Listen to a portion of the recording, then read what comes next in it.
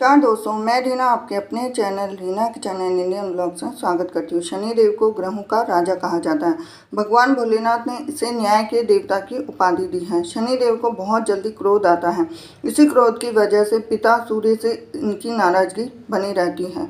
इनके क्रोध से सभी बचने की कोशिश करते हैं, वरना व्यक्ति पर मुसीबतों का पहाड़ टूट जाता है। इसीलिए इन्हें प्रसन्न करने के लिए शनिवार व्रत रखा जाता है। व्यक्ति शनिदेव से बचने और उन्हें शांत रखने के लिए अनेक उपाय करता है। शनि कृपा से व्यक्ति को सुख और वैभव की प्राप्ति होती है। जो लोग शनिवार का व्रत करते हैं उनको पूजा के समय शनिवार व्रत का श्रवण करना चाहिए।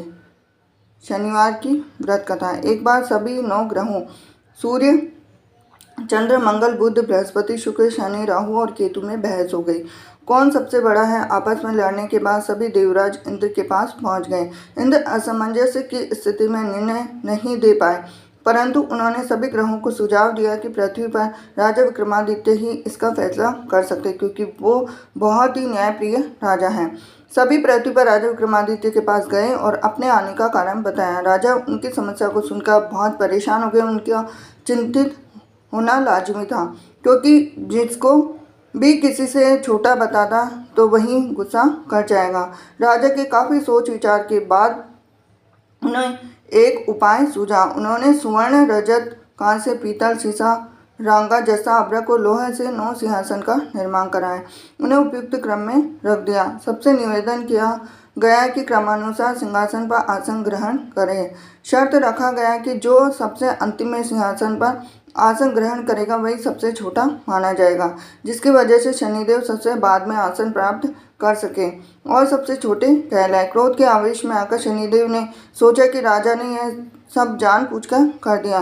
कुपित होकर राजा से कहा कि राजा, तू मुझे नहीं जानता। सूर्य एक राशि में 1 महीना, चंद्रमा 2.25 महीने 2 दिन और मंगल 1.5 महीना, बृहस्पति 13 महीने, बुध और शुक्र 1-1 महीने विचरण करते हैं, लेकिन मैं 2.5 से 7.5 साल तक रहता रहूं। मैंने बड़े बड़े का विनाश किया है। श्री राम की 7.5 आने पर उन्हें जंगल जंगल भटकना पड़ा और रावण की आने पर लंका को बंदरों की सेना से परास्त होना पड़ा। क्रोधित शनिदेव ने राजा से कहा कि अब आपको सावधान रहने की जरूरत है।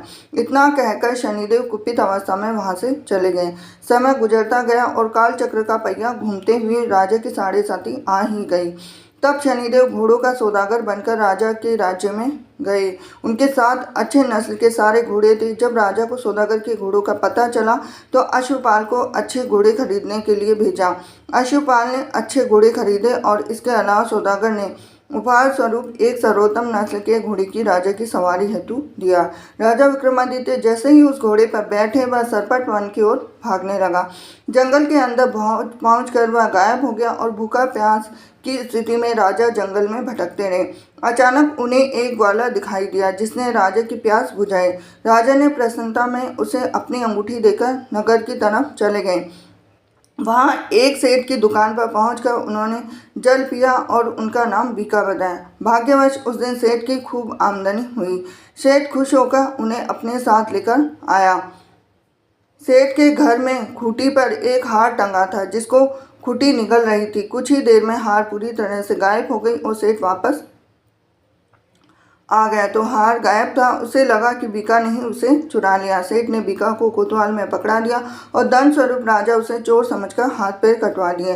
अपंग अवस्था में उसे नगर के बाहर फेंक दिया गया।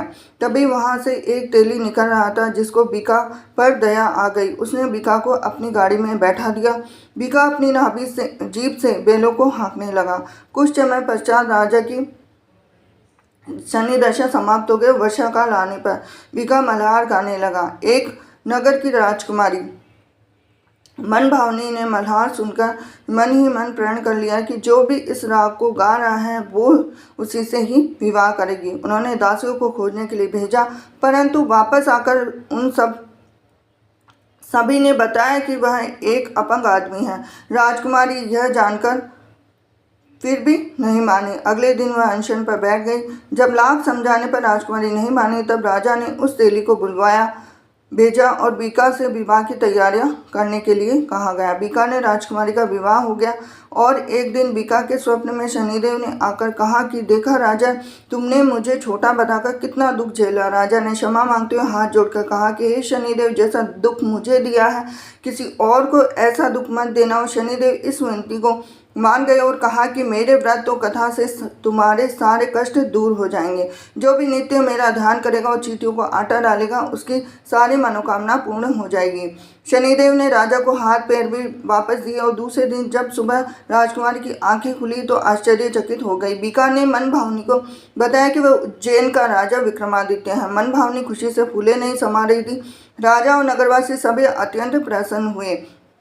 सेठ ने जब यह सुना तो वह पैरों पर गिरकर क्षमा मांगने लगा। राजा ने कहा कि यह सब शनिदेव के कोप का प्रभाव था और इसमें किसी का कोई दोष नहीं है। सेठ ने निवेदन करते हुए कहा कि मुझे शांति तभी मिलेगी जब आप मेरे घर चलकर भोजन करेंगे। सेठ ने कई प्रकार के व्यंजनों से राजा का सत्कार किया और जब राजा भोजन करने लग रहे थे तभी कुटी हार निकल गई थी, वही अब उसे उगल रही है। सेठ ने अनेक मोहरे देकर राजा का स्वागत किया और अपनी कन्या शिकवरी से पानी ग्रहण का निवेदन किया।